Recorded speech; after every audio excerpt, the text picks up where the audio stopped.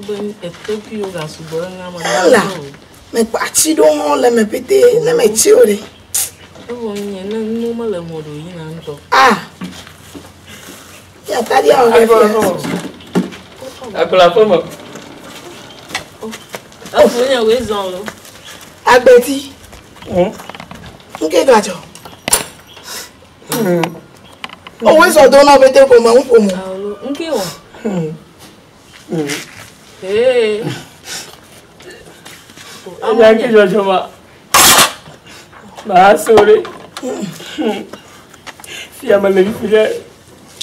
O do ma ro ba no nya je do ba bi da. Oh. E ba ma dia no nya le kudo ko. No nya kudo ko da. Amanya.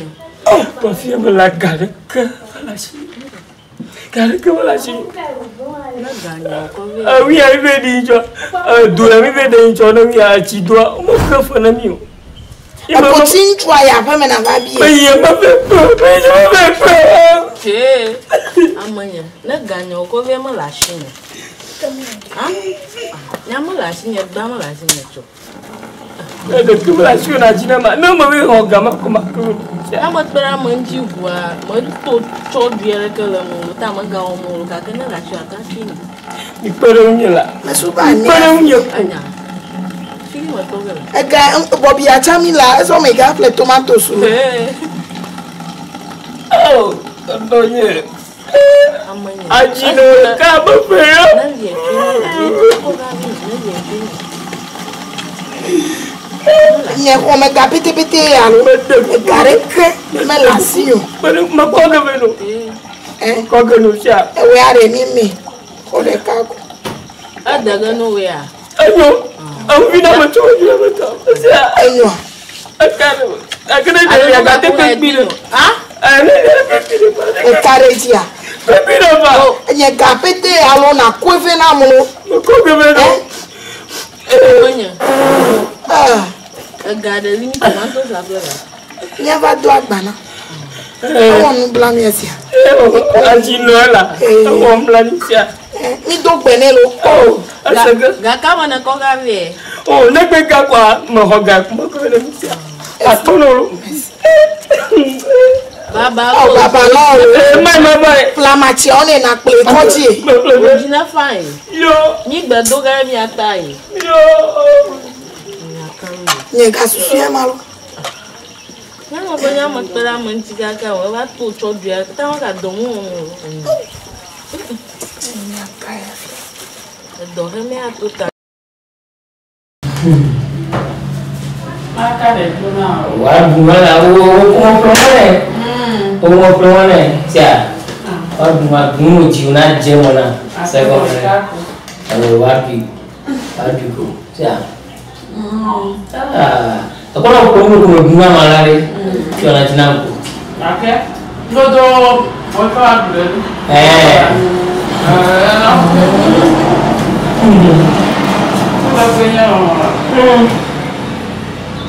Ah, ni mo pulang makan mau pulang.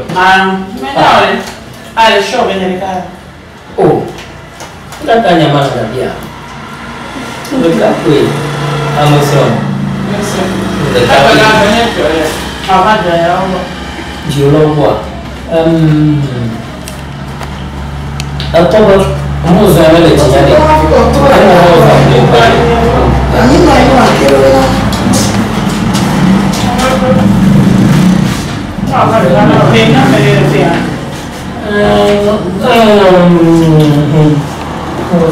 Preju. Oh, mana? Nya te ba.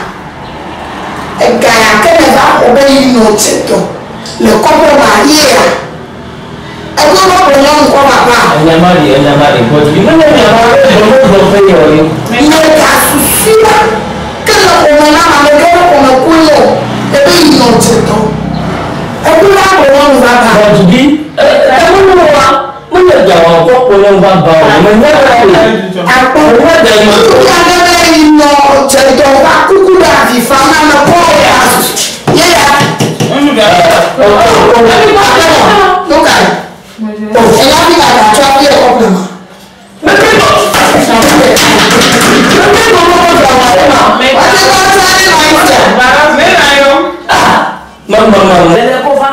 ko ba ko no fi wo yo asan fi wo yo o wa ku du la ko ni na pe te ka yi ẹ wo fine ko ga me pon tu le ko ẹ bá jẹ ntu pe ma pi to ya wo ẹ me pe ni o na ma ko na nyo hu a ko ga lo si so dore ke me nya na ni a ko no ke ni la no na ni a ko me de to e ona ya ko no ta ju ko ya me ka ti o na ko gbe me gbe na jo ipe ke gbo me na ka to na yo me ga ga so oh na ju la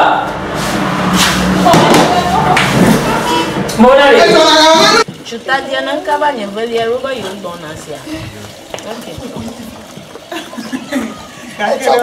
Wa ka me ja goro. We da se ga ta bi tentine. oh ti mama Ni awe zon lo. Lucky. la pa ma o no yin o no pa O je ta dia na chumi vani ero. Ni o mi di foro ni o mi ba du wa se re bia. Mama mo na be fi. e gbo ti di ma bo no Bona masala nke ga Jordan. agbeti ike fa be mi ko gana yi no Na ko gama mlena. so Oh, menya e ba ko ga ba ko nyon ko ire chop ba abang maro jinya tung la. Abanka. e ba ko nyon nu ple wa chini Agbaya ro yo lo. na pare La fi. Kana mi la fi.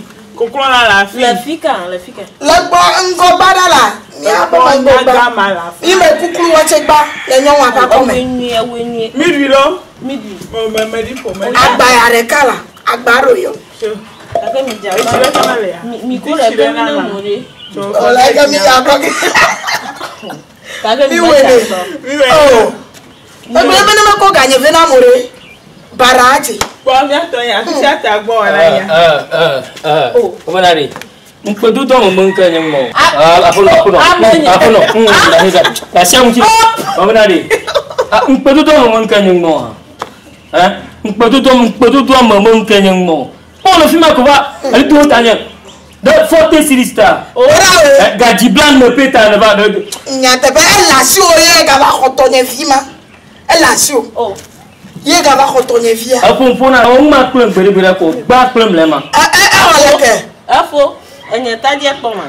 Tadi fufule imi ko ga gun ta forte gana ma de ko ke na mba. Yen ko. e dogo la o wa ye mo gba ma gbo ye kan o ye mo po ho ga re kele gbo ta ga do ko Abode manya. afono ma ona fi agba gba ho plem le ma agba e ko no na e to ga ga mo ma ma so Ikplemeke. gbere o Abato. Afunya yi mo gbe. Na me ko ga na ve na more. Mo ga no gba mo ga no cho. Fi sia fi me bola. Me npa dogo we. ye ni ko gada ni ko gada Ko mi ga hoga lo ko. ni ga le mo ni mo na ka o ni mo na Ko gele. Ele nwa fi o to de fi ya. Yo ko va pro o che ko. wa jo nge wa jo Wa ni pa na le. Ga na ya ke fa gbo ti di. ko na ma jo Yo va fi ya va no ni. Ne se no nye. Baba de nwo. Da ke gba hun. ni mi pera mo ti babo azu Meta me manya. Ameta me manya me nya. Mi funda ba na kemeli nye. ni gbe Kanya vi na de kamela nchi ola. Da se menya the right time ya maka hoga si. ni gbe po pera mo vi re ko azu adelo mo kari mi le ngun si Esta angle si on fo. Amanya yi ma do mi akomala. oh aba be ti na Oh, pole ko wo mu dala. Amepeto e. nke le do Na ta de mu ya ha hadi. go ago no ma mo jo mo la ndo Nkejo. Ko ya o mu re. mo la ndo Na me nyona mi so re mu tare. Ate mi oro. Mi da si na ko. Mi da si na yi. Na yi. Na yi ne ko na ba fa mu. Na yi ne o ko. to ga bi forte si di ma Ma oge. Ma tene ko ogo. Mi de oge. ku me ne. Ma aga. Ma oge. Ni ko de ga ko menu. asibo di china Ye to de ga. Ni ga sha ba fu ne ma le ko. asibo di china Ndeke mele nwo. asibo di china Ndeko. Amanya ko ga na mi la. Mi da se nla. Phone Ni oge na ga ma te ko ni oge. Mi da si. Ora di oh. Ma Ba ko cho ko ga ga ni na bu se. Ape ma ko no ga mi ala na ga ba. so ko wa ko yi mo. ni bia ma Mi ubia e to mi ga ni e to ga ni na. Nhóm để cho nhóm để chụp bóng bì. Thế còn vang màu. Đã chốt luôn gà đi nào. Vá con đã. Cái gì à? Đã đi không vào được mình à? Cái đấy.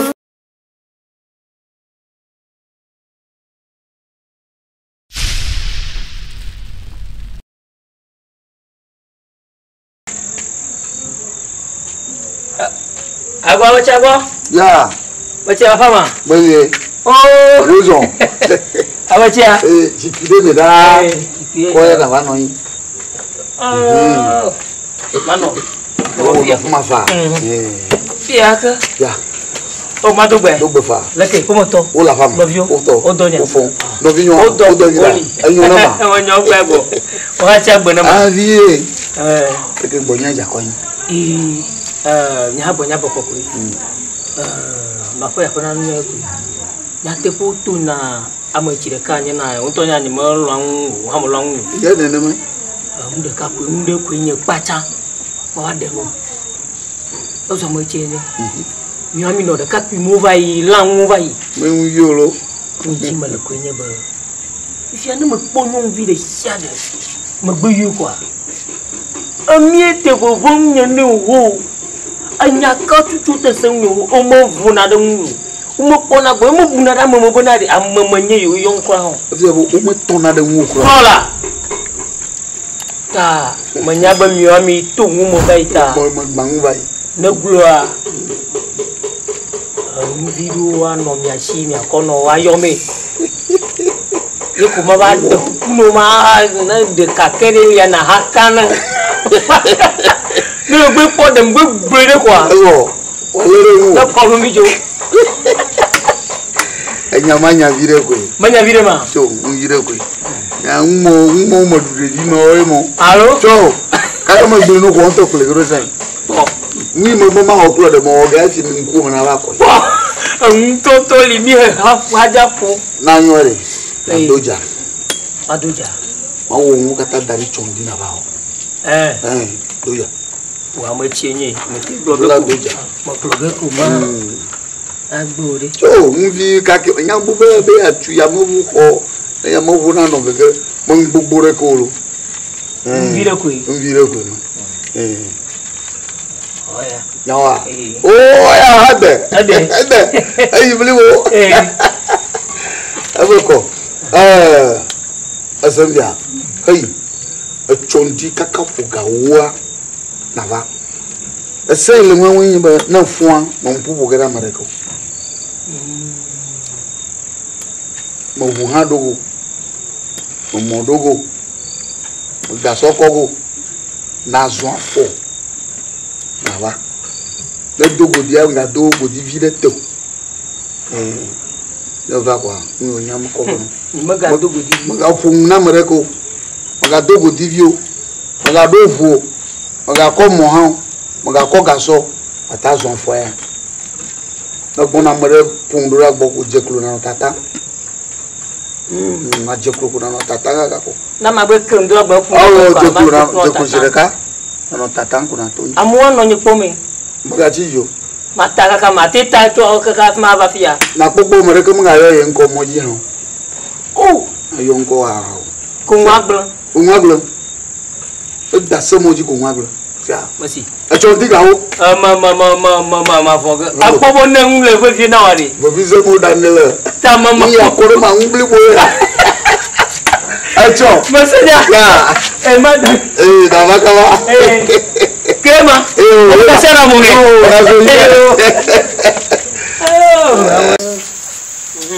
Oh, abado. Ala moji. Chipia maza. Me di mi da. Na ko be. Koma. Ba. Ko ba he am ko chwa ko he na. Ekwe me. Olisan. Amu oge bonye kwa mu yo ji ku no na. Eji ku no na. Leke pometo. Odo. No vignore. Odo ira. Novio. Acho ma. Cho. Leke bonya ja kwa ni. Untonye. So bonya ko. Yekwe. Ode se odi madano. Ode se. Mo ri tro mata mo ji fiare to bi. Ayo ha hiare. Mawe. Ko we. Elula we. Nyanyi mo Daudi po. O han le to aji. Mo no sanji. fi dua macho fi do koda do mo tam ko koda yam ebe da ponyo akwa ni ogele ma ture ka bongo ebe na ponyo akwa ri ko ya ga shirevia na shirevia ngu enye poma enye ponyo jwa ngore agbachi ngore agbachi enye ponyo jwe mopo ewo yo ogele na nyoma ko bo e ko plogero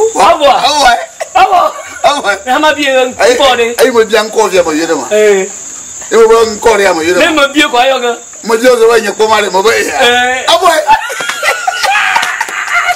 Ko de no mu no ala ko lo lan kunye ma ya. Abo. Ami ma bie nya. Afina de nya. Ko bo, wa do ko no yin tan. Na yede ne bia ngore o gbe yo ngoro ko la lo chi mu na kloje. Abo. Si sa fi to aklogero. Abo. So. Kolo la ri. Nya mo na mo do be ma we. Ya kwe koko ya la. Amula ni agba monyola. Amula tade ni ya for beke. Eba over clan now. Oh,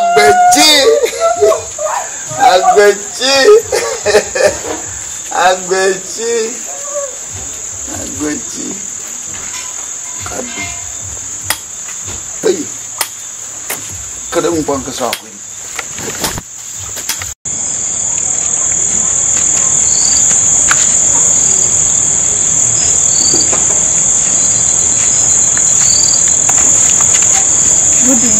Oh, good day. Oh, sister Malakuba.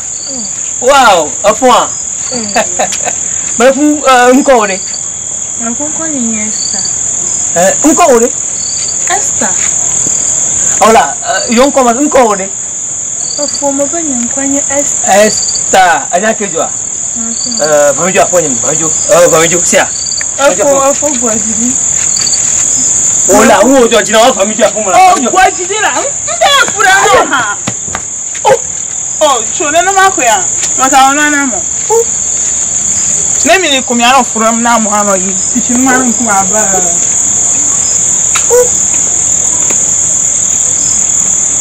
Esther. Oh. Esther. Oh. Esther. Tuyo ma Esther.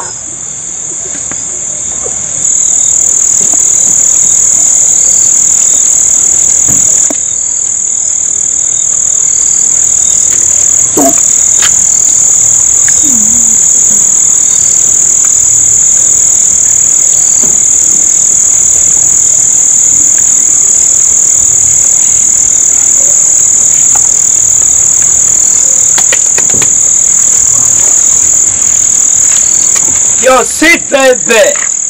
Wow. Look at you here. Wow. Look at you on top.